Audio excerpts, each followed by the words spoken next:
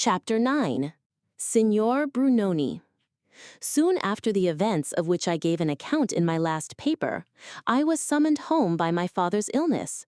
And for a time, I forgot, in anxiety about him, to wonder how my dear friends at Cranford were getting on, or how Lady Glenmire could reconcile herself to the dullness of the long visit which she was still paying to her sister-in-law, Mrs. Jameson. When my father grew a little stronger, I accompanied him to the seaside, so that altogether I seemed banished from Cranford, and was deprived of the opportunity of hearing any chance intelligence of the dear little town for the greater part of that year. Late in November, when we had returned home again, and my father was once more in good health, I received a letter from Miss Matty, and a very mysterious letter it was. She began many sentences without ending them, running them one into another, in much the same confused sort of way in which written words run together on blotting paper. All I could make out was that if my father was better, which she hoped he was, and would take warning and wear a greatcoat from Michaelcombe to Lady Day, if turbans were in fashion, could I tell her? Such a piece of gaiety was going to happen as had not been seen or known of since Wombwell's lions came, when one of them ate a little child's arm. And she was, perhaps, too old to care about dress, but a new cap she must have. And having heard that turbans were worn, and some of the county families likely to come, she would like to look tidy, if I would bring her a cap from the milliner I employed. And oh dear, how careless of her to forget that she wrote to beg I would come and pay her a visit next Tuesday, when she hoped to have something to offer me in the way of amusement, which she would not now more particularly describe. Only sea green was her favorite color. So she ended her letter, but in a P.S. she added, she thought she might as well tell me what was the peculiar attraction to Cranford just now.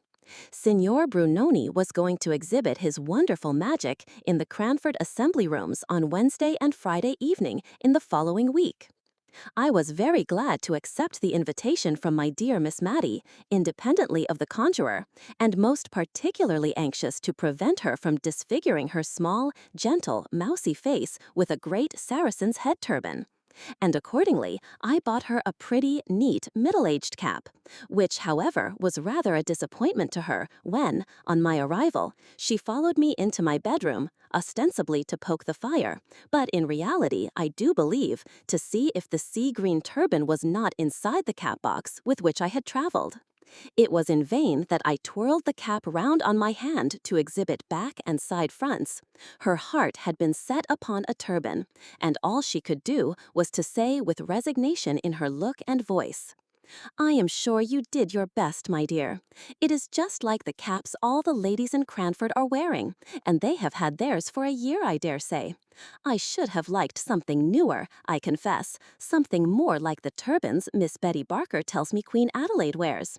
But it is very pretty, my dear, and I dare say lavender will wear better than sea green. Well, after all, what is dress that we should care anything about it? You'll tell me if you want anything, my dear. Here is the bell. I suppose turbans have not got down to Drumble yet."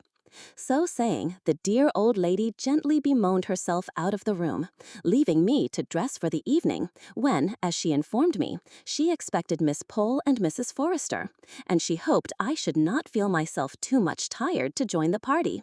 Of course I should not, and I made some haste to unpack and arrange my dress. But with all my speed, I heard the arrivals and the buzz of conversation in the next room before I was ready. Just as I opened the door, I caught the words, "I was foolish to expect anything very genteel out of the Drumble shops. Poor girl, she did her best, I've no doubt." But for all that, I had rather that she blamed Drumble and me than disfigured herself with a turban. Miss Pole was always the person in the trio of Cranford ladies now assembled to have had adventures. She was in the habit of spending the morning in rambling from shop to shop, not to purchase anything, except an occasional reel of cotton or a piece of tape, but to see the new articles and report upon them, and to collect all the stray pieces of intelligence in the town. She had a way, too, of demurely popping hither and thither into all sorts of places to gratify her curiosity on any point, a way which, if she had not looked so very genteel and prim, might have been considered impertinent. And now, by the expressive way in which she cleared her throat, and waited for all minor subjects, such as caps and turbans, to be cleared off the course, we knew she had something very particular to relate. When the due pause came, and I defy any people possessed of common modesty to keep up a conversation long, where one among them sits up aloft in silence, looking down upon all the things they chance to say as trivial and contemptible compared to what they could disclose if properly entreated. Miss Pole began. As I was stepping out of Gordon's shop today, I chanced to go into the George. My Betty has a second cousin who is chambermaid there, and I thought Betty would like to hear how she was. And, not seeing anyone about, I strolled up the staircase and found myself in the passage leading to the assembly room. You and I remember the assembly room, I am sure, Miss Matty, and the minuets de la cour. So I went on, not thinking of what I was about, when, all at once, I perceived that I was in the middle of the preparations for tomorrow night, the room being divided with great closemaids, over which Crosby's men were tacking red flannel. Very dark and odd it seemed. It quite bewildered me, and I was going on behind the screens in my absence of mind, when a gentleman, quite the gentleman, I can assure you, stepped forwards and asked if I had any business he could arrange for me. He spoke such pretty broken English, I could not help thinking of Thaddeus of Warsaw and the Hungarian brothers and Santo Sebastian. And while I was busy picturing his past life to myself, he had bowed me out of the room.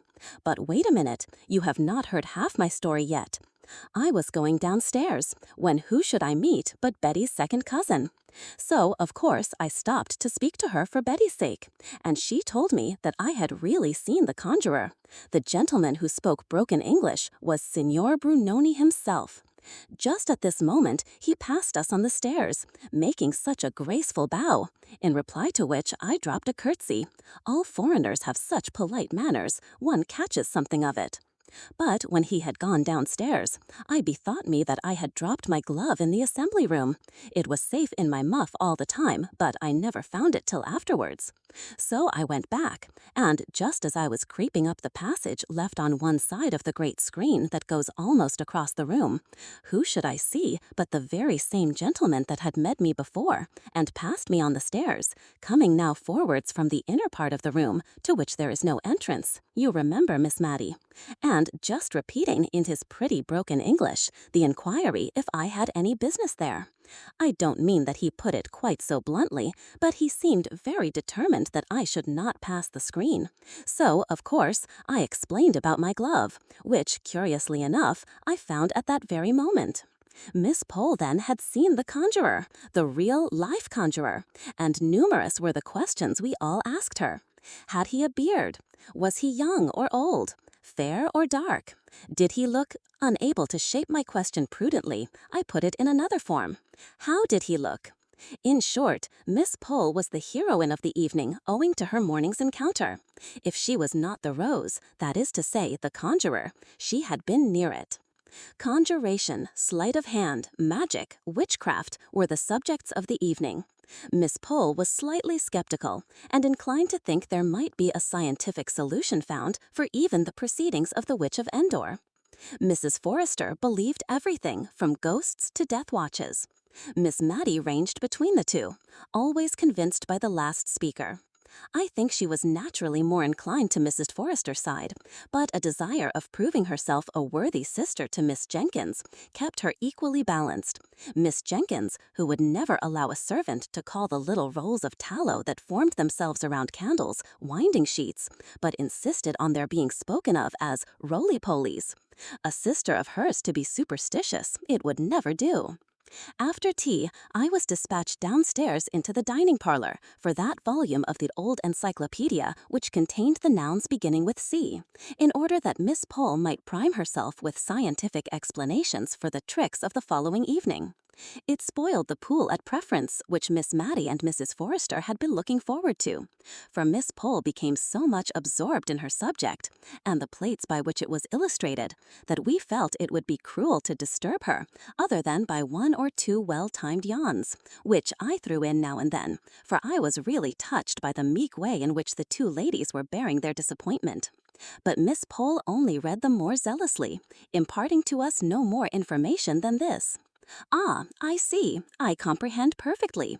A represents the ball. Put A between B and D. No between C and F, and turn the second joint of the third finger of your left hand over the wrist of your right H. Very clear indeed. My dear Mrs. Forrester, conjuring and witchcraft is a mere affair of the alphabet. Do let me read you this one passage. Mrs. Forrester implored Mrs. Pole to spare her, saying, from a child upwards, she never could understand being read aloud to. And I dropped the pack of cards, which I had been shuffling very audibly, and by this discreet movement I obliged Miss Pole to perceive that preference was to have been the order of the evening, and to propose rather unwillingly that the pool should commence. The pleasant brightness that stole over the other two ladies on this. Miss Matty had one or two twinges of self-reproach for having interrupted Miss Pole in her study.